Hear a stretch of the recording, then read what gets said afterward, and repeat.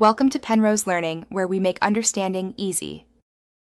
In this video, I will explain how to change a Chevy Traverse headlight. This task is straightforward and can save you a trip to the mechanic. We'll go through each step, from gathering your tools to testing the new light. You'll need a new headlight bulb, a flathead screwdriver, and a 10mm socket with a ratchet. Always make sure your vehicle is turned off and cool before you begin. First, open your hood and locate the two retaining pins at the top of the headlight assembly. These pins secure the assembly in place. Use your flathead screwdriver to carefully pry them up and out. Once the pins are removed, you can gently pull the entire headlight assembly forward. This provides enough space to reach the bulb without needing to remove the bumper. Now, with the assembly pulled forward, you'll see the back of the bulb socket.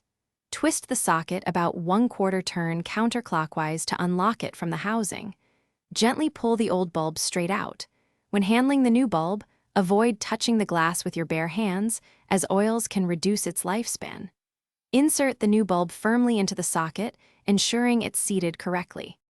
Once the new bulb is in place, twist the socket clockwise to lock it securely into the headlight housing.